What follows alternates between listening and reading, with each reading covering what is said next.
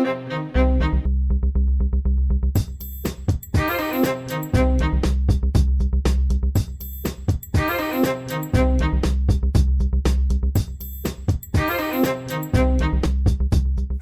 everybody, and welcome back to Small Town Murder Express. Yay and choo-choo! Yay, indeed, Jimmy. Yay, indeed. My name is James Petrogallo. I'm here with my co-host. I'm Jimmy Wissman. Thank you, folks, so much for joining us on another crazy, wild adventure known as roller coaster, known as Small Town Murder Express. And this episode, oh man, this thing, you're going along on the coaster and it's just going to take a hard turn on you where you're like, where did that come from? It's a crazy episode. Can't wait to get into it. Wild stuff. So all aboard the murder train, leaving the station. Let's get into this here. Thank you so much for joining us. Definitely, before we start, head over to shutupandgivememurder.com. Get your tickets for live shows. Also, your merchandise, too. Everything from skateboards to shower curtains there. But get your tickets for live shows. Next live shows with tickets available here May 2nd in Denver. Get those before they're gone because they're almost gone. And then May 30th in Royal Oak, Michigan. Those are really almost gone. There's under 100 tickets left. So definitely get your tickets for that one. Come out and see us. And then after that, in September, we're in Milwaukee and Minneapolis. We're in Dallas, San Jose, and Sacramento in October. And then November, Terrytown and Boston. So come out and see us and come to a live show because it's not a lecture. It's a comedy show. We have pictures and jokes, and you're going to leave holding your sides. So definitely do that. Come out and see us. So. Yeah. Absolutely. Shutupandgivememurder.com. Also, get Patreon. For the love of God, get Patreon. Patreon.com/crimeinsports, which is the name of our other show that you should listen to, by the way, because it's very funny. And also your stupid opinions you need to check out. But patreon.com/crimeinsports. That's where all the good stuff is. This is all good stuff, but that's where more good stuff is. Anybody $5 a month or above, you're going to get everything we put out. As soon as you subscribe, you get hundreds of back bonus episodes you've never heard before, over 300. Then you get new ones every other week, one crime and sports, one small town murder, and you get it all. Wow. This week, no different. This week for crime and sports, we're going to talk about this crazy. It was supposed to be a good thing. It was in California, this program for like inner city kids to help them do sports and all this, and it turned into exactly what you're going to imagine it turned into, a complete mess and kind of a weird cult of strangeness. It's real weird stuff. Then for Small Town Murder, Corey Richins Part 2. The Utah mother who murdered her husband, then wrote a book about grieving for her kids about it, that's the least egregious thing she did. It's crazy all the stuff she did. Kind of a bad mom. Oh, bad everything.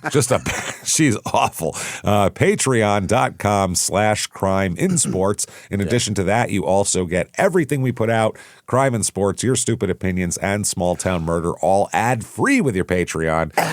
No ads. And then on top of that, you get a shout out at the end of the regular show where Jimmy will mispronounce your name, even though, believe me, he'd love to get it correct. Yeah. Trust me. He takes great pride in it when he does nail one. So that said, I think it's time, everybody, to sit back. What do you say here? Let's all clear the lungs. There we go. Arms to the sky, and let's all shout. Shut up and give me murder. Let's do this, everybody. Okay. Let's go on a trip, shall we? Yeah. Let's do it. We're going to Vermont this week. We were in New Hampshire for the Express last week, so we're sticking up in the foresty region over here, in the maple syrup region of America here. This is St. Albans, Vermont, Albans, which made it extremely confusing because there is a St. Albans, the town, and then there's St. Albans City, they call it, which is just picture if you had a dollar bill. That's St. Albans town, okay? Now picture if you put a nickel in the middle of the dollar bill. That would be St. Albans City. Perfect. So it's very confusing, and I had to find out the address of where this happened to find out which part of St. Albans it was in. It's a mess. So it was a really hard thing to do here. This is in northwestern Vermont. It's all up by Canada. It's up there. About an hour and a half to Montreal, so pretty close to that. Right there, yeah. Right there. About a half hour to Burlington, Vermont, and about 2.5 hours to our last Vermont episode, which was Grafton, Vermont, episode 642, exactly 50 episodes ago. And that was called the Murder Blame Game. That was when these guys killed someone and then showed back up at the scene of the crime to do something else with the body, and there was already police there and already a crime scene set up. Perfect. And then they had to blame each other because they didn't know what to do. That was a fun one. This is in Franklin County, area code 802, population here 6,866. And I think that's all of the St. Albans, town and city. I think that's all together. Median household income here is low. Normally, rest of the country, it's about $69,000. Here, $49,063. Yeah. Not great. That is that's scraping. Nothing costs shit up there, though. Well, median home costs $298,100. So what? Yeah, it's a rough living. That's tough. That's a rough going there. Nickname of this town, the Railroad City of Vermont. Make of that what it is. And we'll talk about where that came from. A little bit of history. It was named after St. Albans, England, which is in Hertfordshire. It was first settled during the Revolution by Jesse Weldon. The war delayed further settlement, but then after the Revolutionary War, people started showing up from around New England because they had rich soil, good for cultivation, and cold as fuck. Cold as fuck. Also, they raised cattle, horses, and sheep. A lot of butter and cheese came out of this area. Really? Tons of butter and cheese. I know Vermont still does a lot of cheese. Yeah, they love cheese. Yeah, Vermont. They love their cheese. Yeah. St. Albans also became known as the Rail City because it was home to a major depot, operations center, and a repair shop for Vermont and Canada railroads. This was kind of like a hub for them. And the repairs. That's the northernmost battle of the Civil War was here. Well, engagement. It wasn't a full-on battle, but it was known as the St. Albans Raid, and it was in 1864. In 1902, they finally incorporated the city of St. Albans, which is 2 square miles inside of the town of St. Albans. Okay. Today, it's people like to go there to see the old school houses. They have Victorian and craftsman houses there and all that kind of thing. So, it's a big deal, and a lot of trains still pass through here. Also, home was for a minute here, home to the Vermont Voltage. What is that? Which was a semi-professional men's soccer team. Oh, soccer team. All the way up there. All the way up there. They folded in 2014, unsurprisingly. So that said, reviews of this town, we've never been here. We know nothing about it. So let's check it out. It only has 3.2 stars on Niche. That's not great. The whole place. The whole place. And there's 0 5-star reviews, which is... Really? Yeah. People like it, but not that much. They like it. Nobody loves it. We're just going to be friends, though. Yeah. I like you, but not that way. Here's 4 stars. Overall, a very quite town. I assume they mean quiet. Quiet. Quite town. Well known for maple syrup. No shit. Sure. Not a whole lot to do unless you're willing to drive to the bigger cities, like Burlington, where all the action goes on. The trees and mountains are beautiful in the fall. Great snowboarding and skiing locations. I believe that. As you would imagine. 3 stars. It needs a lot of work. They're judging it like it's like an 84 Toyota Celica. They're like, it's a good price, but it needs a lot of work. AC blows warm. Yeah. It blows warm. It's got a problem there in the wheel well. It needs a recharge, but it's doing a lot. The compressor doesn't take the new gas. It's not doing it. I believe the city and town need a bigger police force with a greater presence to help reduce the drug-related crime in the area. Right. Yeah, they have it's maple syrup flavored fentanyl is a big deal here. They really will fuck shit up. Due to a lack of police presence, drug deals take place out in the open with little discretion. There's no just cops. Waving bags of powder around. And the people involved can be very threatening to those around. Yeah. Yeah. It's a drug dealer. Yeah, drug dealers, drug users. Here's 1 star.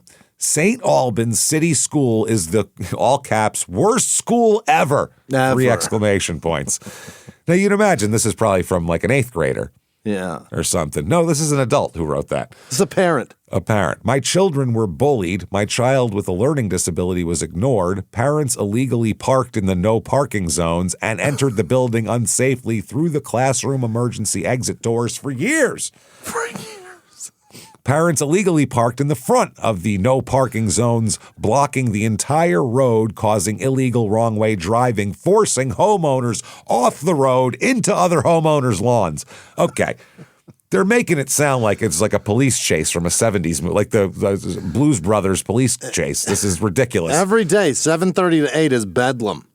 Just people on the lawns, people diving out of their own lawn chairs to get out of the way of cars that are barreling at them from the street. Wow, this is crazy. So they're out driving onto lawns to avoid being struck by aggressive wrong-way drivers.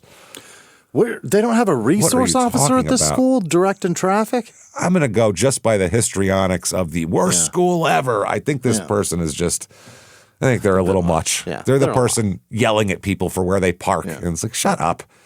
Just shut up and get your kid and go home. You. Yeah, worry about you and your kid. Yeah, worry about your kid being bullied and your kid with a learning disability ignored, because you were done with that in the first two sentences and on to all the parking violations, the egregious parking that goes on here. Things to do. The Vermont Maple Festival takes place here. I wonder how many of those there are. A new event this year, the poetry contest. Oh, contest! If you write poetry about maple syrup, this is the festival for you. Who the fuck is judging that? Who knows? There's a best maple menu contest, a creative chainsaw art exhibit. I like that. A pancake breakfast. That seems like it goes without saying. Yeah. A sappy art show. It's called like sap. Maple sap. A kids entertainment zone, which we'll talk about. Opening ceremonies, information booth, Main Street stage, which we'll get to. Maple beverage tasting, St. Albans Museum, the Fiddler's Variety Show, a maple cooking contest. Oh. A maple syrup contest. But isn't it the cooking contest? Nope. This is who makes the best maple syrup. This is other shit who's making maple flavored things. It's got a picture of a cake up there. The Maple Ambassador Contest. Wow. Contest and the Youth Talent Show. All right. For entertainment, this is the kids' entertainment here, we have Rockin' Ron the Friendly Pirate. Oh, boy. Get away from my kids. Who looks like the Wiggles when they do that shit. Yeah. That's what back in the day. Yeah. And then Pip Squeak the Clown in Taylor Park. This looks to be a middle-aged woman who's a clown, for whatever that's worth. Yeah. And also Jason Tardy Productions. What is that? I don't know if he's a little late or a little slow, but he's something here. Showing up 10 minutes late. It says he's a multifaceted performer who uses his strength. He juggles 3 10-pound bowling balls. Intelligence, skipped a year of high school and was valedictorian. And endurance, 2-time 100-mile ultra-marathon finisher. And skill. He has no social life, so he practices a lot. To create a crazy high-energy comedy and juggling show like you've never seen before. Yeah. You know, annoying. Smarter than your average sophomore, though, James. Yeah. You know he wears one of those headset Bobby Brown deals, too, while he does it. And he makes stupid jokes. The asshole microphone. This hilarious show includes innovative choreographed juggling to upbeat music, fitting his body through a tennis racket, balancing a ladder on his face, standing on a yoga ball, and if you trust him enough, fire eating and fire breathing. Right. I would like to see him eat fire. For real. I trust him to eat it. I'm not eating it, so what the fuck do I got to trust him for? Stick it all the way down. I don't care. Go nuts, fucker. Drink a lot of gas first. Make sure. You got to really coat the esophagus with gas before this will work right. That said, let's talk about some murder, shall we? Right. All right. This is a crazy, crazy, crazy story that will end up not at all where you think it's going to end up. Uh-oh. It's one of those weird ones that's just only Small Town Murder Express here. Okay. We have to start in 2013. So not very long ago. I mean, everything's basically the same. Yeah. You have the same phone in your pocket, different operating system. You're on Instagram, you're on Facebook. It's just maybe TikTok doesn't exist. Other than that, same world. Matthew Webster, let's talk about. Goes by Matt. Matt Webster. Yeah. Matty Webb. He's born August 7th, 1983. Now, pretty young at this point. He's 30 years old in 2013. Long history of mental health and drug problems, which is a bad combination. Yeah, you can't treat that with that. A lot of times people have mental health problems, they self-medicate, and then that just makes it worse. You can't treat schizophrenia with cocaine. No, it doesn't work. It'll just make it worse, for Christ's sake, on a lot of things. Now, he's got a wife as of 2013 named Danielle, and she's a big part of this we'll talk about. Okay. And they live in Swanton, which is about 15 minutes outside of St. Albans, okay? Yeah. Now, he's got some issues. He's being treated for depression, Matt is, and chronic anxiety, among, as his wife put it in a court filing, quote, so many other things. So many other things. So many. Those are just tip of the iceberg, but he's got a lot below the surface of the water here. Those are the two big ones that most people are treated for. He's got a lot more. He's got a lot more. He abused prescription medication, including oxycodone and methadone. Also Klonopin, which he also gets as well, which is anxiety. Anxiety medication, and the methadone's got to be for an opiate addiction there. And then oxycodone is for, quote, to pain continue management. But it's just going to basically continue. Yeah. And that's the problem. What I hear a lot always is methadone. Methadone's one of those things where it's like it's to manage for the most part. Yeah. Like if someone's a junkie and they're about to die and they're in the streets and they're shooting up all the time and their veins are fucking rotted out and all that, you put that person on methadone because they're never going to get off the methadone probably, but they're going to be better than sleeping in an alley. Standing up on the bus. Any of those. But for most people, it just kind of lets them like kind of stabilize so they can kind of get their shit together to make another run at being a junkie is the problem. It's a tough thing. And most people on methadone too tend to chip on the side. Yeah. They'll get their methadone, but then they get pills, they get a heroin, they chip on the side. They do a little bit. That's how a lot of methadone works. Is another one that's like that, but it's just a dissolvable that goes under your tongue, and it kind of it's a similar thing. But a lot of the guys that are on that shit are still doing it. They definitely chip. Now he snorts his pills also, which will make him shows he's a little more into them. Yeah. His wife Danielle also said that he deals with pancreatitis, chronic anxiety, high blood pressure as well. Yeah. And said that her husband's family members, Matt's family members, have a history of suicide attempts and that Matt has talked about committing suicide and has, quote, gotten prepared for it, as he put it. So that's what's going on here. When he got prepared for it, did he financially get prepared for it or just in his head? Ready. He's just ready for, mentally knowing that this is going to go down at some point. Oh, boy. Now, Matt's wife said he would leave his guns out and research ways to commit suicide online.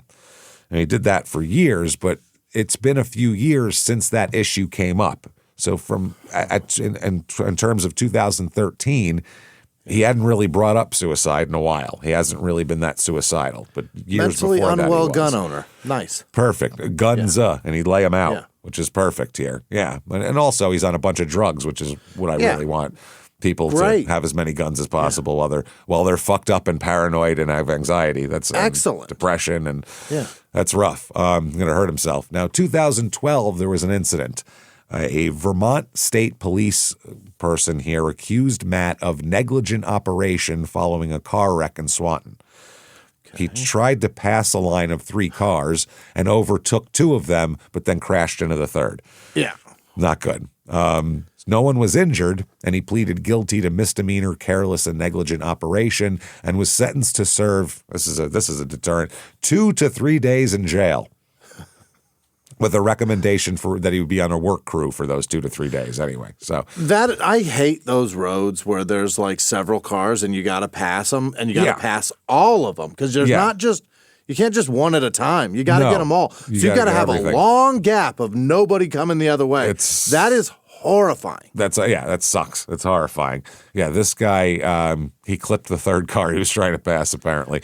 Was there a car coming? We don't know. We don't know that. No, I don't know that. He just got in a little early. They didn't drop a schematic for me, unfortunately. Right. I wish they did. Hey, everybody out there, police forces, people like that, drop a schematic for me. It would help these cases a lot. You could really get these out. Let me know specifically how much time he had before he got across that 3rd one. If you could just start sending that shit directly to me also, that would be great. Just do research at shutupandgivememurder.com and just send it to the research directly, and we'll be okay. I'll give you his number. Yeah. We'll, if you need it privately, no problem. Yeah. So September 25th, 2013, he just turned 30, and things are coming to a head with Danielle. Matt and Danielle are having some problems. And it's not good at home. Well, it's not good at home. Yeah. Apparently, the problem is he's been cheating for the last year with a woman. It's a man's world. And she's pissed off about it. Yeah, this guy is snorting pills. He's got every problem in the world. His pancreas is rotten out, and there's more than one chick willing to fuck him. Isn't that amazing? He loses count of cars at 3, James. We say it all the time, and we need to reiterate it. If you're a guy out there and you can't find a woman, don't get mad at them. It's not their fault. This guy's getting laid. This guy's getting laid. That means you have no game because this guy's getting laid. You should be able to go. Bar's too high. Something's not right. Just you got to recalibrate. At some point, you should be able to go, hey, I don't snort pills. And some chick will be like, all right, well, that's a plus. My last boyfriend snorted pills. Let's talk about it. So this, I guess, he's been having an affair for about a year, and Danielle has been aware of the affair for about 9 months, which seems very dangerous. What's going on there? He had made assurances to Danielle that he would end his relationship with the other woman, but guess what? He didn't. He didn't do it. He said, it's over, but then she'd catch him again. Now, today, on September 25th, 2013, a fight begins with Danielle during a telephone call that Matt made to Danielle as he was driving to meet the other woman. Now, she knows where he's going. He's saying he's going to meet her to end it forever. Okay. This is it. It's over right now. So this is where I'm going, and it's going to be over after this. Now, they're fighting while he's doing this, while he's driving there. So he went to this woman's apartment, and Matt picks her up and drives her to a parking area nearby that they could talk, not in the apartment, but away from there a little, because he wanted to get out of sight because Danielle was threatening to come to this woman's apartment and talk to her herself. Oh, my God. So he said, we need to drive away from the apartment to a spot of privacy over here. Did you say they have kids? I'm not, can't find no kids that they have. Okay. But that's possibly, but let's hope not. Yeah. Let's hope there's no like kids waiting at home while all this is going on because this is ridiculous. Yeah. So anyway, while he's talking to his paramour here and ending it, ostensibly ending it, his wife is calling him several times. She just keeps calling on the cell phone, blowing up the phone, yelling at him and threatening basically what's taking so long. You should have told her, bitch, you're dumped, and then dropped her ass back off and kicked her out of your truck cab. Yeah. She shouldn't even gotten in your truck. So she's yelling at him and she's threatening to, quote, kick the other woman's ass. I'll come over there and kick her goddamn ass and show her what's up. Kick his ass. That's the problem. You got the wrong ass, lady. Yeah. That's the fucking problem. You're mad at the wrong person. Yep. So eventually, after this goes on and he ends it with her, and now he's ending it with her, which he has made this bed to lie in. Boy. Oh, boy. He's made the bed. I mean, it's there's a lumpy one. It's his. He has caused all this, but at this moment in time, I feel for him. Not I feel for him, but I wouldn't want to be him. Put it that way.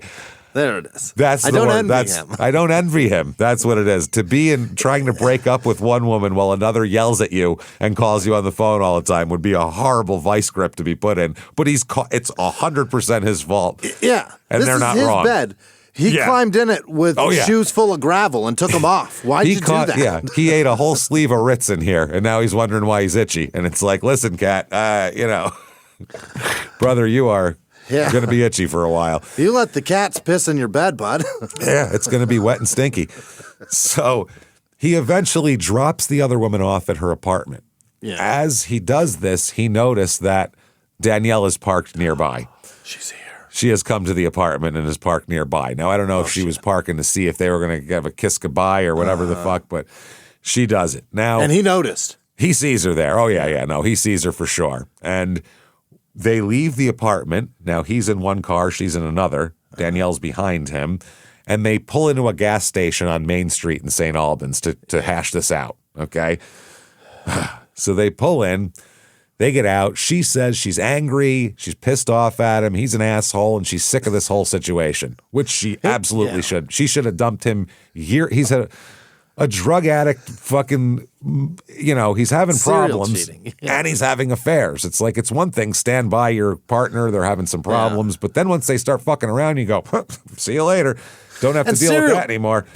Have fun. Serial cheating is one thing, but he's holding a whole ass relationship. He's got a whole relationship going. Yeah. He's got a second thing happening. This isn't just he went out to a bar one night when he was on the road during a sales conference and banged some chick from Chattanooga. That's not what's going on here. This is a totally different story. And she got out of the car to tell him that she's angry. He should have known that by the fact that she's fucking here. That she's at the place, with both hands on the wheel with her elbows locked. This is the stance of a pissed off woman right here. And present. She's here. Present. Oh, boy. So I love how the court documents put it. During this conversation is a very funny way to put this. Confrontation, what's the difference? I really love sometimes how court documents put things. They're so just like plain language and frank. It's very funny. During their conversation, she apparently took off her wedding rings as she does about once a month during arguments. She takes off her rings. I'm done with this. Throws them at him. He picks them up. She puts them back on later. Now, she wanted to continue, this again from the court documents. Although his wife wanted to continue talking, Matthew wanted to go to his father's house. Let's read between the lines on that one. She wanted to keep yelling at him, and he said, I don't want to hear it anymore. She wanted to keep talking at an elevated volume without outside the gas station. Outside, right near pump 4. This is a mess. Without interruption. Yep.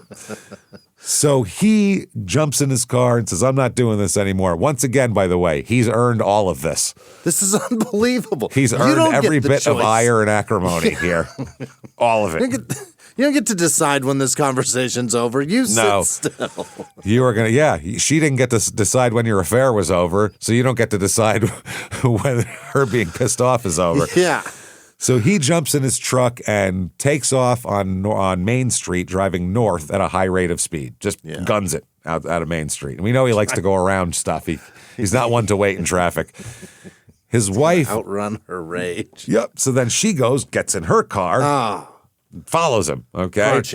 Car chase. Now she's a little bit behind him because he jumped in and took off real fast, so she had to wait for a couple cars to go. So she's back a little bit. Red light, sure. Yeah. Well, we'll talk about a red light that's about to happen. Actually, at the intersection of Main Street and Lower Newton Road in downtown St. Albans City, in parentheses, that's what that is. He runs a red light. Okay, he's about to run a red light. Now, at the same time, a car coming the other way is trying to turn left onto Main Street from Lower Newton. So he's about to blow a red light into someone turning left, which would be just pound him in the driver's door and could kill people. I've been in a car accident like that. It sucked. I think they're turning left and he's coming this way. So I think it's one of those. So they're going around him left? No, they're coming from here and turning left. He's coming up. So they're doing this. Got it. So, okay. Which is I got hit in a driver's side by a minivan when I was like 18, and I ended up, my whole driver's seat was on top of the passenger seat next to me. So that was a tough one. So the other car is being driven by Anna Alger, and her fiance as well is in the car with her. Anna's driving, her fiance is in the passenger seat. Gotcha. Now, Anna Alger is born November 13th, 1981. She's from St. Albans. Parents are Lloyd Thompson and Rebecca Alger. And she graduated in 2000 from Missisquoi Valley Union High School, which is the same high school Matt graduated from. They went to the same high school, and they're like a year and a half apart. Older. Yeah, but they were definitely there at the same time for a while, but they don't know each other. Okay. Now, she's a licensed nurse's aide, Anna is, and worked for several years in various nursing homes, including the Holiday House, the Haven Healthcare, and the Redstone Villa, all in the area of St. Albans. She also worked at the Birchwood Terrace Healthcare Center in Burlington, and for the past 3 years, she's been with Peerless Clothing, and in earlier years was employed by Price Chopper. So she does nurse's aide stuff and then, works whatever job she needs to work. She has a daughter as well, but the daughter is not in the car. But her fiance, Patrick Daly, is in the car in the passenger seat. Now back to the intersection, because we kind of paused as we kind of froze time there. Now, she is able to avoid the collision. Good. She's able to slam on her brakes, and he makes, he kind of goes around her. And again, from a court document, she made a gesture of arrant disdain at him with her middle finger. Oh, yeah. That's she gave him the arrant disdain is a great way to put that, but okay. Didn't know that was what we call it. Me neither, but that's why I love a court document. Yeah. They could have just said she gave him the finger. We'd all know what that meant. She gave him the universal go fuck yourself finger. Yep. Yeah. Now, this is fucking amazing. Okay. This is, wow. This is again from the court document. Yeah. Okay. Matt's wife saw Matt run the red light and called him to tell him about it. Like he did. Called him to tell him about it like he didn't know. Like he had something hanging off the bumper or some shit. In an awful big hurry to get away from me, aren't you? You just ran a red light. Called him to yell at him, and he didn't answer the phone. Yeah. Okay. Now, shortly after passing through the intersection where he almost killed a woman and man, and then they gave him the finger, he pulls his car to the side of the road and stops. All right. Okay. This is around 248 North Main Street, around the address. It's right in front of a Domino's Pizza that's still there. Really? Yeah. Now, Anna Alger, rather than turning left, changed her direction to follow this guy. She made a U-turn for a conversation, well, she just made a right because she was coming to make a left. She would have just. Was she was going that left, or was she going against him left? You know what I'm saying? She's coming. I don't know how to explain this. He's going this way. He's going east. She's going north. She's made a right. I get it. He's going north. She's going, let's say, west. She goes to turn where he was going to hit her this way. Now, instead of turning left, she turns right where he went and followed him. Okay. So he ran the shit out of that light. It was way red. It was just a red light. It wasn't like turning red. It was a red light. He just wasn't paying attention to it at all. Cross traffic. Yeah. So she pulls in behind him and also stops. All right. Now, he's in the car, and what he's doing is sitting with a loaded 9mm on his lap about to blow his brains out, according to him. So she gets out of her car and walks toward him. Anna does. Yeah. The wife is still on her way, still en route. Still hasn't caught up. She hasn't caught up yet, Danielle. Now, Anna gets out of her car and walks toward him. He gets out of his car and walks toward her. Oh, boy. As she's walking toward him, Anna waved her arms, pointed at him, and yelled, I think I like Anna, said, quote, "What kind of a piece of shit do you think you are?" Which is that's such a great question to ask in traffic. It just really is. What kind of a piece of shit do you think you are? Phenomenal. She makes so many. She's so awesome. Flustered.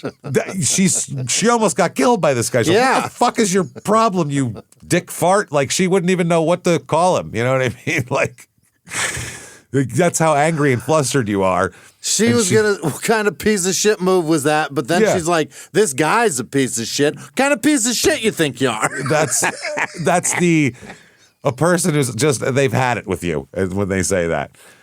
Now, she gets in with about 6 feet of him.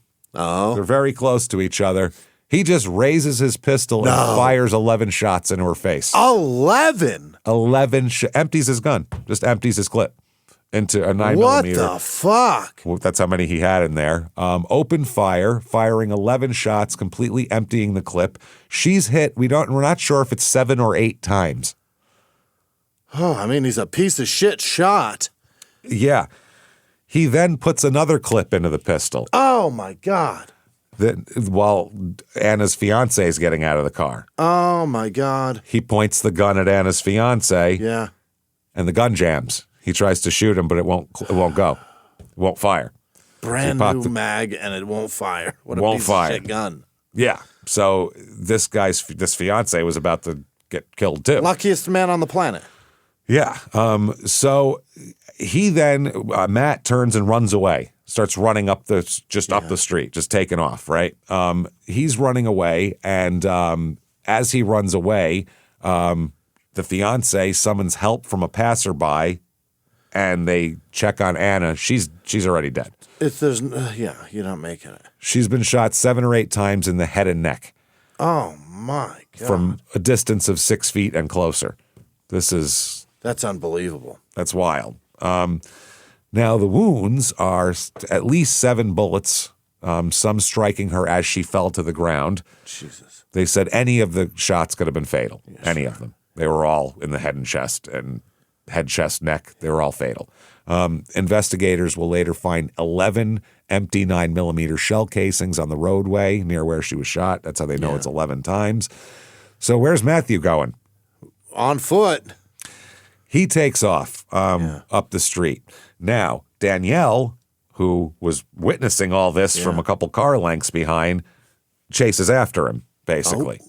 She chases after him, and she sees him point the pistol to his head and try to pull the trigger, but it still won't work. This guy is a fucking loser. He's just a fucking loser. I'm sorry. He's just a loser. Awesome. What a piece of shit. And an asshole and a loser. It's exactly what he is, Anna, a piece of shit. Can't kill himself, but he can kill an innocent woman who he almost killed already. You're right. So it's like... almost vehicular manslaughtered her. Instead, shot her in the face 1,000,000 times. Instead, straight murdered her. So at that point, Danielle takes the pistol from him, as well as a second pistol he was carrying. He had another? He had another one. The St. Albans police arrive at the scene shortly after that. They arrest him. There's a video shot by a witness named Kyle Gagne, or Gagne, either one, who he videos the entire arrest. Okay. And basically, the video shows police holding him down, taking him to a cruiser, and you can hear a voice be heard, and it's Matt's voice talking about slowing down and saying he was sorry. So that's what he's saying. Now, he had 2 firearms, a Ruger 9mm semi-auto handgun and a Kel-Tec .380 pistol, along with 3 mags as well, 3 clips, including the empty one, and 5 loose bullets that were just loose. Just hanging loosies, just loosies that he kept in there. They fall out of the magazines from time to time. I thought you meant in the gun. I thought you were joking. No. If they're sitting out loose, it could fall out. They might fall out of a Kel-Tec. That's not a good weapon. It seems like a piece of shit. Yeah, that's like a high point. There's a witness named Kylie Charbonneau who's working at Domino's across the street.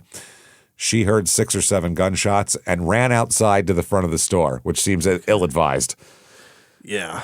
There's 6 or 7 gunshots outside. Let me go out there and see what's happening. No. As a Domino's employee? Nope. Does this have anything to do with pizza? Probably not. We don't use guns for our pizza, so. You are inviting violence to a Domino's. Stop it. No, thank you. She said, I actually heard the squealing of the tires. I heard screaming, and I heard multiple gunshots. When I actually walked to the door to see what the noise was, because it wasn't just firecrackers, I just knew it. I looked outside, and I saw the guy walking from his black car.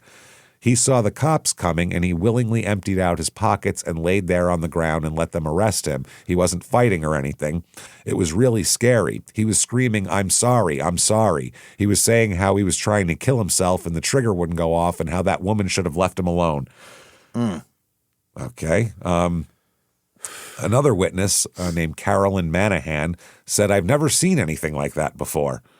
Yeah. I would fucking hope I would not. hope. Yeah, I never saw anybody just unload a clip into someone's face for after they almost killed the fucking Every first person. Every time it happens, I go, another one this week? Jesus Christ. I guess there was an off-duty cop working out in the fitness zone that was right there. Yeah. And they said that he looked out the window and told everybody to get away from the window. Then he locked the door and parked his cruiser in front of the victim to shield from people, looking here. So that's what went on there. Now, the video of the arrest was on Facebook, and that was a big deal. The Kyle Gagne, who took the video, said, I was sitting there the whole time, and I never realized he had a gun on his lap till I saw him grab it and toss it onto the ground. Wow. And another comment under the video from a woman named Jill Marie Longley said, I saw the man and the woman standing outside of their cars, and they seemed to be arguing. He started toward her, and she put her hands up and said something along the lines of, no, don't. I had been driving by at this time, and when I went past, I heard a shot. When I looked back, she was on the ground, and he had taken off, so extremely scary. Okay, now. Not at all where you guys thought this story was going to go, correct? Wow. You thought the wife is going to get it or he's going to end up something, but not. The girl's going to fight back. Not some, her fiance would jump out and then kill Matt. You know what I mean? Like before he got a chance to kill her and that. But this entire is crazy. peripheral character. Like totally peripheral character. This is what I mean. You don't know what the hell's going on with people when they're crazy on the road. Yeah. You have no idea what they're pissed off from. You have no idea if they're about to blow their brains out and you're getting in their way. You don't know. It's always best to just say, fuck it and drive away. It doesn't matter. What are you going to settle by? What are you going to punch better driving skills into somebody? Like, it doesn't work like that, really. It's stupid. You're going to get to tell them they're a piece of shit, though. Yeah, but you can do that out the window. That should make you feel good enough. In your car. Screaming out the window. I was driving within a couple months ago on my way somewhere. There was a man that, like, I noticed he was swerving in and out of traffic. He got off the freeway. Literally, he was swerving around traffic. I could see him in the rear view. Yeah. He got off maybe 20 miles down the road. He was on the same freeway with me. As he got off the road, I glanced over. I saw him getting off the freeway, rolled his window down and gave me the finger. I'm like, this man has had a whole thing happening in his truck for the last fucking, I don't know. That's what I mean. That you don't man's even know mad. what you did. Yeah. I had no idea. No. I don't even know what I did. That's what I'm saying. It's really pointless. Yeah. Absolutely pointless. Just don't bother, because you don't know the infraction. You don't know what the retribution is for the refraction, because you don't for the problem. You don't know. You have no idea. You don't know what you did. One time it worked out where somebody like went around and almost hit me, and I was like, you motherfucking asshole, and he drove like 20 feet and then hit a cop car. I was like, yes, fuck you. Take that, dickhead. Yeah. I was like, you're going. Now you're fucked. Good. So they get Matt to the station. Yeah. They arrest him. They take him down to the St. Albans Police Department, and they sit him down, and they bring him in the interview room. And this takes place. Okay. Matt says, hello. The detective says, hi. Yeah. And Matt says, I'm Matt. Boy, oh boy. And the detective said, are you Matt? Are you him? Let's make sure of that. Are you the guy? And Matt says, I was pulled over here to let her go because I was going to kill myself. So he's saying I pulled over so she could go by and I was just going to kill myself on the side of the road. Oh. That's what he said. So the detective says, okay, hang on. Yeah. The detective, he hasn't even read him his rights yet. I got to read you something real important. He's like, whoa. Yeah. And then he said, okay, hang on. Matt says, then she got out. Shut up. Detective says, wait. Yeah. Calm. And then Matt says, are you a doctor? Yeah, doctors usually carry guns. That's who I am. I'm Dr. Detective Jones. Yeah. That's me. I'm an armed doctor, and I'm here to talk to you.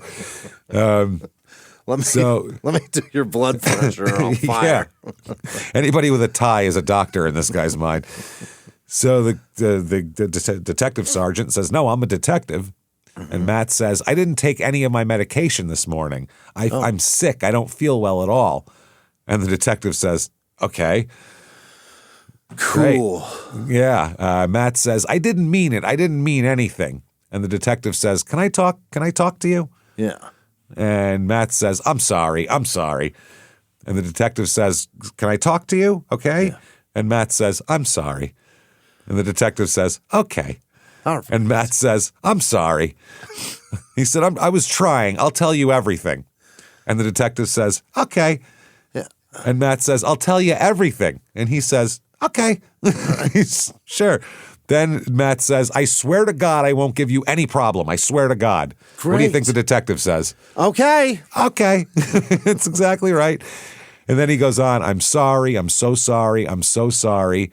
And the detective says, we just need to figure out what's going on. Okay? Yeah. Okay. Okay is his comfort word. Then Matt says, it's been my counselor.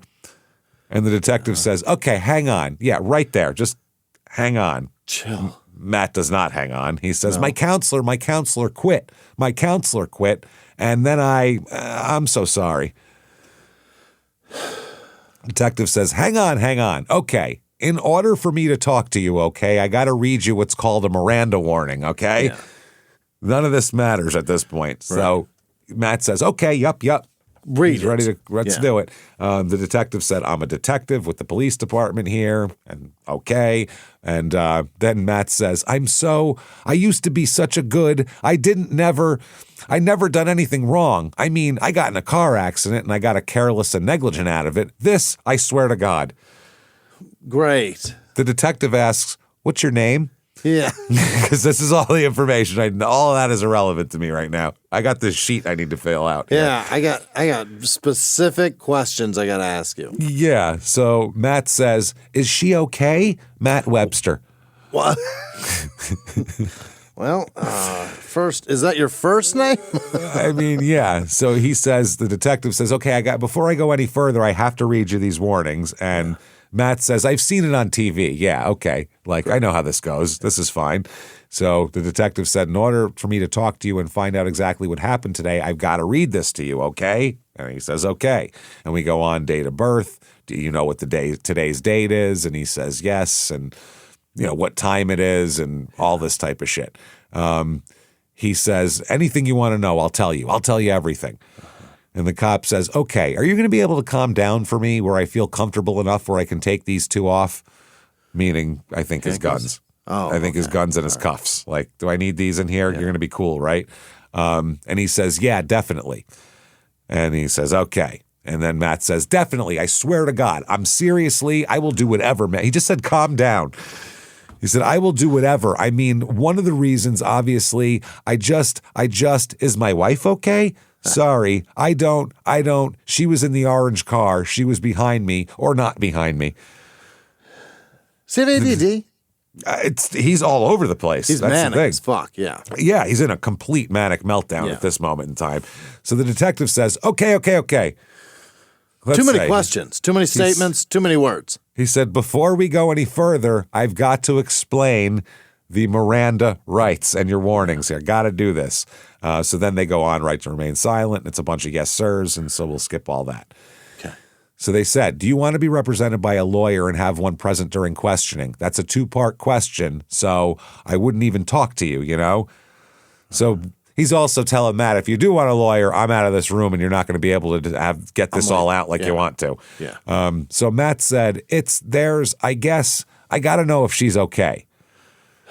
So the detective says, do you want to talk to me? And Matt said, I should, right? It's better. It's better that way, I think. I don't know. I should. Yes. Oh, he is all over the place. So the detective says, better that way? Ask any defense attorney. Yeah, they will say, no, it is absolutely not. It's better that way, I think. I don't know. I should. Yes. It's better for the taxpayers, that's for sure. So what do you think the detective says? Okay. Okay. That's right. The answer is always okay. So he says, yes, sir, I wish to talk to you. Uh-oh. All right. So the detective said, okay, you've been advised of your rights. There's no threats or promises have been made against me. Knowing my rights, I agree to waive them. I waive my right, yada, yada, yada, yada, yada. And he says, can you sign it right here? Because that's the I'm going to talk thing. He says, initial yes. all these and we move on. Yeah. So he said, all it's saying is that you agree to speak to me. That's all it is. And Matt says, I guess I'm afraid because, I don't know the laws too well. No, you don't. Do you know that shooting a stranger in the face 8 Do you times know red is against means it? Stop. We'll start there. Well, let's go back to that. Yeah.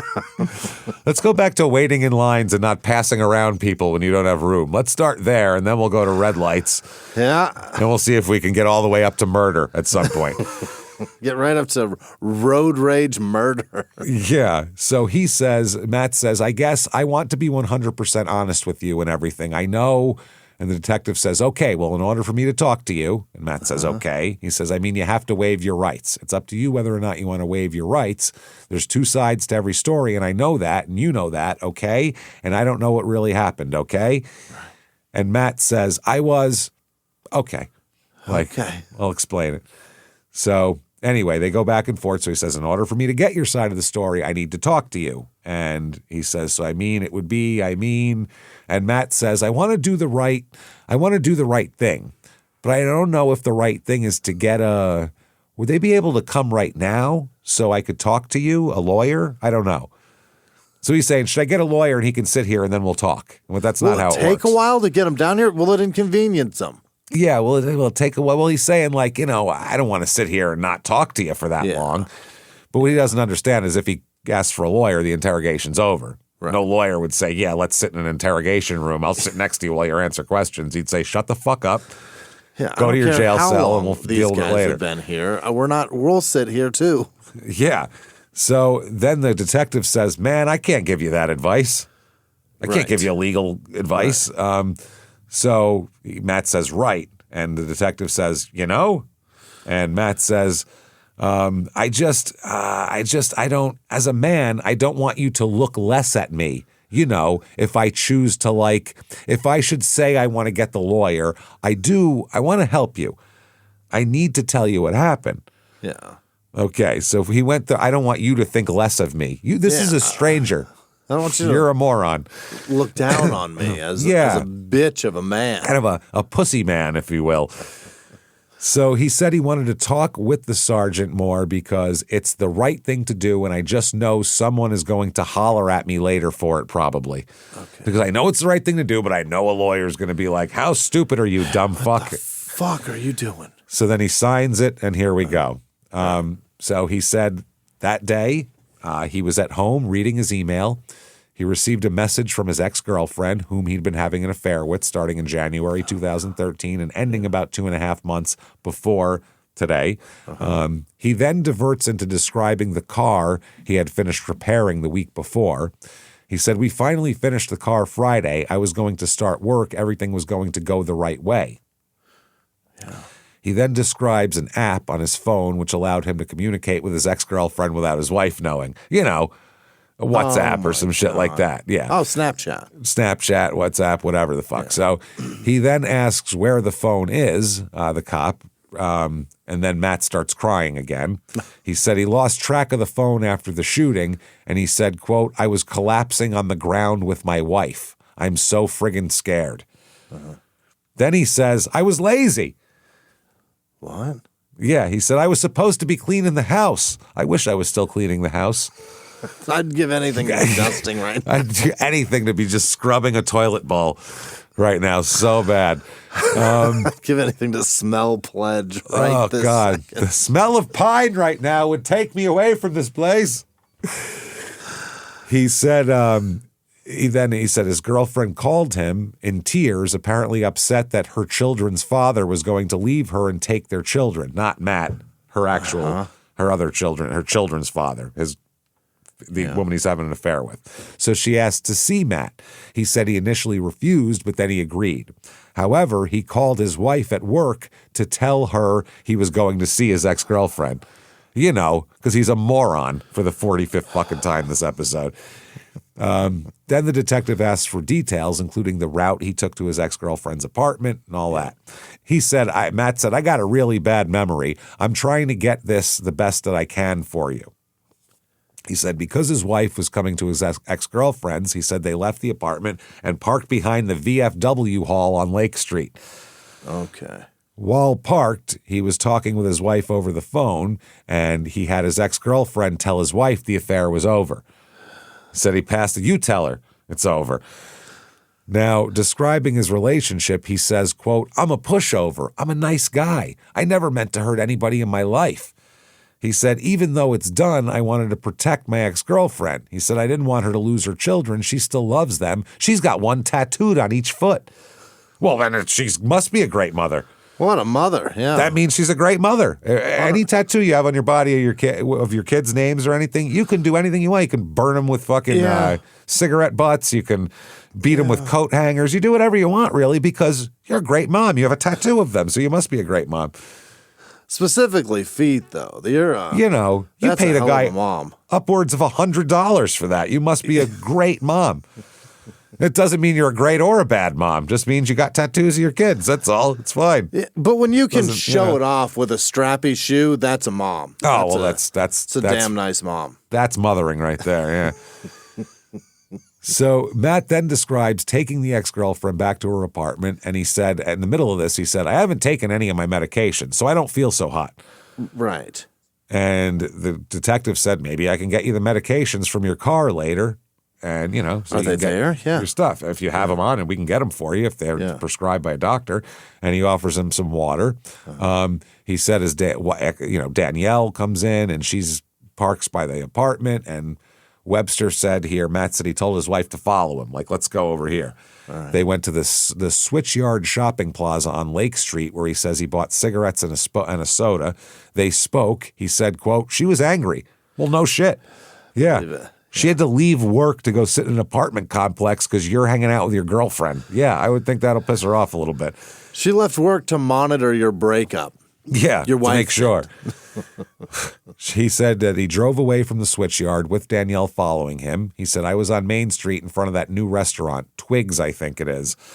He said he had the 9mm handgun in a holster. He said, I've carried a gun since I was old enough to carry a gun. So I just always have my gun. Yeah. He diverts from the gun to describe his medications and said he takes 2 pain medications for pancreatitis.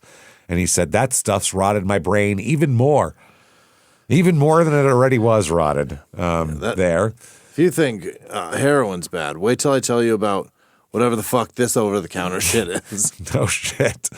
So returning to what happened, he said, I took my 9mm off safety and chambered around.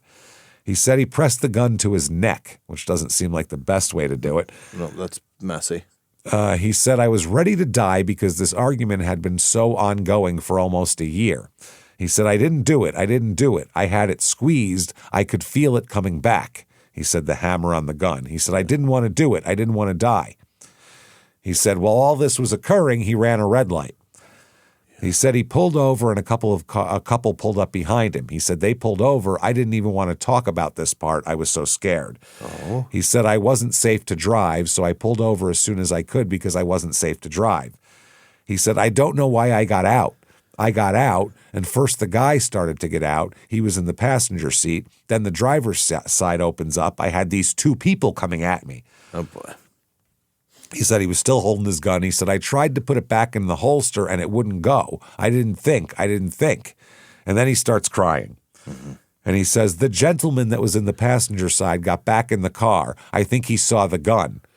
I said, can you please get back in your car? He went back in the car and she charged further, like a 6-point buck come up over the hill. Oh, is that what they do? That's what they, yeah. I have a yard full of deer. Those bucks, if you get caught out there, they just charge you, man. They're like bulls, boy, I'll tell you something. Especially if you're wearing red. Oh, they come right at you. He said, like a 6-point buck come up over the hill. I pulled up and shot. She kept coming. No, she fell to the ground. Yeah. I emptied the clip and I didn't even know it. I saw her fall, and at that point it was like, my God, what did I do? He said a friend riding in the car with Anna, her fiance, started to get out of the car. He said I pointed it at him. He said he also put a fresh clip in the gun and put it to his temple and squeezed the trigger, and it went click, is what he says. So then it's kind of difficult to follow because it's jumbled around. He's a mess. He's crying. Yeah. And he said his wife appears and takes the gun. At least that's what he thinks. He said his memory's so jumbled that there's no way to replay it now in my brain. He said, I'm a terrible fucking shot at one point, too. He said, I remember seeing the blood on the pavement. I knew I had done wrong, so I said, somebody's got to call the cops. He describes cradling both guns because he didn't want anyone to use them. Mm-hmm. He said, my wife caught up to me. She said, you just shot somebody. I collapsed in her arms, and I said, somebody's got to call the cops. So he said there was another man there. I think he was going for my gun, my father's gun that was on the ground. I was afraid the man would shoot my wife, so I picked the gun up and told everyone to stay back. Oh. Then when uniformed officers arrived, he said he threw the gun out of reach and laid on the ground. He said, I wanted to be taken into custody. So interesting. He said he always carries an extra clip with the 9mm because it only has 10 rounds. That's very little. Yeah, very. I mean, there's so many times I leave the house where I'm like, I need at least 20 shots. I have to have at least 20 shots or else I need 2 mags and one in the chamber. I won't go to the Five Guys without it. I mean, obviously, it's just dangerous over there. He said, because why? In the chamber just for safety's sake. He said, because I'm a terrible shot. I know. 6 feet away, you still missed 3 times. Yeah, he said, I might need to unload the clip on somebody. He said, guns have kind of always been in my life. He said he used to work for a Georgia gun maker, Century Arms. And that's a nice one. Yeah, he said also they asked about his medications, and he said, I was a prescribed addict. I think meaning he's addicted to the drugs he was prescribed, meaning oxycodone and methadone. He said, I was all out of my oxycodone because I had a bad month pain-wise. So he began snorting oxycodone. He said, it stopped my pain and it stopped my depression. Yeah, I bet. Shit was amazing. He then said, if I was still on oxycodone, I don't think my temper would have been. Then he said, today I was at my lowest depression stage. So if he would have just snorted his pills, he would have been fine, is what he's saying. He cared about this. Yeah. Then he asked about Anna's condition, but the detective said he didn't know. And then Matt said, I want to know and I don't want to know. You know, Matt. You know, she's pretty dead. So during the arraignment, the state's attorney calls it an act of extreme violence. This was a random act. And he said the defendant and Anna had no relationship whatsoever, which is true. Despite the fact they went to the same high school at the same time, they didn't know each other. They had no relationship. Yeah, it's brutal. So he's arraigned. We're going to have a trial for him in a minute here, but it's going to take a while, the trial to build up. It's usually a year and a half, of prep. So a year after the actual murder, family members hold a vigil for Anna Alger here. And they said they hope through a candlelight vigil and sending lanterns and balloons into the sky that Anna somewhere can feel the love that they have for her. Her grandmother, Gladys, said that Anna was ready to give basically, she said that, the family said a memorial placed at the scene of the shooting was moved to a friend's yard last week after St. Albans city officials received a complaint. And Anna's grandmother said that she was ready to give the mayor an earful about that shit. It's a goddamn memorial for a dead woman. Yeah. Alger's sister, Ginny, said that she feels like the community support has dwindled some since the shooting, but the family is standing strong. They said, our main concern is justice for Anna at this point. We're just asking the community to back her up. She was a hometown girl. Now, he's going to go to trial. Is that right? This seems like the ultimate need to plea bargain case. There's shot witness, a person man. Yeah, in broad fucking daylight in the middle of Main Street, literally, with people watching out the Domino's pizza window and while they were on their treadmills. Like, this is crazy. You shot a woman to death on the street. Because she asked you what kind of a piece of shit you think you are. That you think you are. Think you are. So one of the defense strategies here, because you go, how do you defend this guy? I guess you just call him crazy, right? You can either call him crazy or they're going to say it's self-defense. Two people were coming at him, so he felt threatened. He's a big, bald, fat fuck too, Matt. Really? So I don't know how threatened he felt by a woman coming at him, but whatever. Anyway, the Patrick Daly, Alger's fiance, who was in the passenger seat here, he had a deposition here that was read to the court, and he spoke of how angry Anna was at the near collision. He said he urged her not to stop, but he said that's not the person she is. He said if someone ticks her off, she's going to tell you how she feels. He said he'd never previously seen her angry, but had heard from her family and best friend about her temper, but never put it on him, which is good. The state's attorney said the deposition of these family members and Anna's best friend would serve no purpose and would only serve to harass these people because they were trying to bring in depositions from other people. And the state was like, we're not making these people public for no reason, basically. So they also talk about provocation, and they say provocation has to be adequate. Mere words are never enough to merit a physical response. She never made it past the fender of her car, and her car was riddled with bullets. So not like she was in his face trying to scratch his eyes out or something. The defense said his mental state was so impaired that he was without the capacity to form intent. Oh. That's what they have. They have a clinical psychologist named John Holt who appears as an expert witness who says that the only person Matt wanted to kill on the day of his fatal encounter was himself. That's it. And this was just in the way.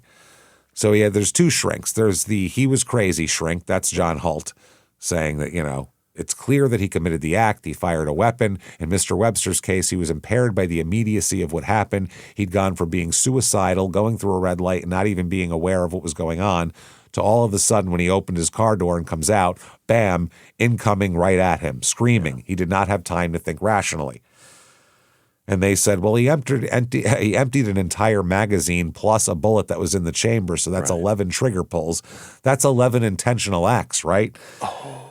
And the doctor said, I'm not sure that's 11 intentional acts. He added, if the trigger pulls occurred rapidly, he may not have had time to think about what he was doing between shots. I guess you call that one event? One event, yeah, all overall.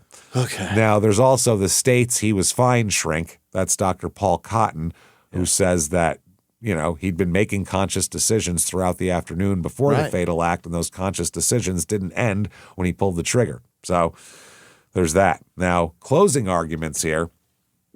The prosecutor says, lastly, in discussing the absence of a need to prove motive, he said this: the only thing the law will require us to prove is for you to find that he intended to do her great bodily harm. Going back to that hammer and nail for a minute, this is a fellow who looked at the world like a hammer, carrying these two guns around all the time. No, you mean he looked at the world like a nail and he's carrying a hammer, which would be these two guns. Yeah. If you look at the world like a hammer, what does the rest of the world look like? I guess if you're the hammer, it looks like a nail. You're going to find a reason, an excuse to act out in that way. That's what they said. Now, the defense said, the prosecution went on, it's not like you pull the trigger once and the gun empties itself. You pull the trigger 11 separate times. It's not just wildly here and there and off in the distance at the target. So he's shooting right there. They said if he had actually pulled the trigger, he would have been successful in killing himself, as successful as he was in killing Anna Alger. He didn't pull the trigger? Because they said he must not have pulled the trigger, because he said he tried doing the car and it didn't work, but then he got out and shot her 11 times, and then it wouldn't work again miraculously. Yeah. So, yeah. The defense said the shots happened. They just happened so fast. We can't blame people. It's so quick. He said they happened so quickly that Matt did not have the chance to think about what he was doing until it was all over. They said he's not upset. He's not mad. He's not enraged. Then he tells the police about the event and says, I don't know what I did. You fire till there's nothing there because you're not thinking. Okay. Or you just keep pulling. Yeah. Now, the verdict here, the jury is 5 men and 7 women. They began deliberating the case Tuesday night after 5 days of testimony. Wow. They stopped for the night, returned Wednesday morning, and had a verdict pretty quick. Okay. They find him guilty of second-degree murder, which is it's not first-degree murder. She didn't even know this person 10 seconds before this happened, so you can't say it was premeditated. And reckless endangerment and negligent operation. Again, the traffic thing, because he blew a red light, which is pretty funny. They even kept that charge in there. During sentencing, Anna's fiancé, Patrick, said, we will never forgive you, Matthew, for what you put on us. We no longer have Anna. When Anna died, a piece of me did too. Anna's daughter writes a letter to the court. I won't give her name. Says, now that you've shot my mom, because I don't know how old she is, now that you've shot my mom, we can't do the things that we said we were going to do together. Jesus Christ, yeah. So in a more recent note, she also said, you've really changed my life. I don't feel the same. I don't feel safe. She was 11 at the time writing that, by the way. This poor kid. What a poor kid. That sucks, man. Lost her mom. That's shit. So the defense asked for a compassionate sentence. They said he's deeply remorseful. Look at him. He's so sad right now. Don't care. Yeah. So he was contemplating history. He's got a long history of contemplating suicide, long history of mental health problems and drug abuse. And, come on. Yeah. Basically, come on. Let's do this. Now, the prosecution's asking for life without parole. The defense said that would be completely disproportionate to the typical prison term for second-degree murder. All right. Matthew speaks. He said, I'm sorry for the tears and broken hearts, for the family, friends, and coworkers who will never get to hear her laugh again. I heard she had a contagious laugh, and I'm sorry no one will be able to hear it anymore. I'm sorry. I'm sorry. And then there's a letter he wrote, and he said, every single time that I dream about that day, I try to fix it, fix what went wrong. But even while I'm asleep, I cannot fix it. I wake up in a cold sweat, stare at the cement wall, and begin to cry, not just for myself, but for everyone this tragedy has affected. The judge says Miss Alger did nothing to invite her death. Disagreements occur between people every day. Ms. Alger's response to the fact that you ran the red light and nearly caused an accident was not unusual. It was not improper or illegal. She may have been upset, but the court cannot state clearly enough that she is not at fault. She approached you, but she didn't provoke you. She had no idea what she was walking into. Mr. Webster, you are entirely responsible for what occurred. You are the one who is armed. You are the one who chose your response to her. You alone decided how this would end. You, sir, may fuck off 40 years to life. So pretty good sentence. It's not bad. For second degree, that's banging him pretty good. Steep, yeah. It's usually 20 to life for second degree. So 40 to life is, you're doing 40. That's pretty steep, yeah. Yeah. Anna's family said, this is her stepmother, said, we weren't sure what was going to happen. We were very satisfied. We can finally put Anna to rest. So that's nice. He appeals a couple of times, 2015 for retrial, 2017 to the state Supreme Court, saying the lower court should have suppressed incriminating statements he gave following his arrest before detectives read him his Miranda rights, even though he said the same things after he was read his Miranda rights. But those were utterances that you couldn't control. That detective was telling him to shut the fuck up, and he wouldn't do it. In the middle of the sentence, he would interrupt him and say more. So there's no way to stop a guy for doing that. They reject it. He's still in prison. Good. Anna's still dead. Her daughter still doesn't have a mother. And, Danielle's like, wow, they didn't expect the day to end like that. That's terrible. That is fucking crazy. So that, everybody, is God. St. Albans, Vermont. And, wow. Didn't expect that turn, right, at all. Unbelievable. Yeah, that's a crazy story. It's just too crazy. And it's very small town murder. I mean, it's in a small town. She's going to chase him. It's Main Street. It's everything the show is. It sucks. Yeah, poor Anna. So anyway, if you enjoy that story, please get on whatever app you're on and give us 5 stars. Yeah. It really helps drive the show up the charts and all that kind of thing. We don't understand it, but that's how it works. So for sure do that. Follow us on social media at Small Town Murder on Instagram, Small Town Pod on Facebook. Definitely get yourself, or go to shutupandgivememurder.com. Get yourself tickets for live shows, everybody. We are May 2nd in Denver. Still some tickets left for that. May 30th in Royal Oak. A few tickets left there. The other ones are sold out on those weekends. Then Milwaukee, Minneapolis, Dallas, San Jose, Sacramento, Tarrytown, and Boston. So get your asses to a show. Come see us. Shutupandgivememurder.com. Patreon.com/CrimeInSports is where you get all of the bonus material. Anybody $5 a month or above, you're going to get everything we put out, including as soon as you subscribe, you get over 300 back bonus episodes you've never heard before. New ones every other week. One Crime and Sports, one Small Town Murder. You get it all. This week, Crime and Sports, a program for kids in sports that turned into obviously a disaster and a cult of abuse and weirdness. For Small Town Murder, Corey Richens, Part 2, Utah mother who poisoned her husband and then wrote a book about grief for her grieving children. She's a horrible person. Patreon.com/CrimeInSports. And you get a shout out at the end of the regular show, and you get everything we put out ad-free. So do that. Shutupandgivememurder.com if you want to find us on social media. There's drop-down menus that take you anywhere you could possibly need to go. So keep doing that and keep coming back and seeing us. And until next week, everybody, it's been our pleasure. Bye.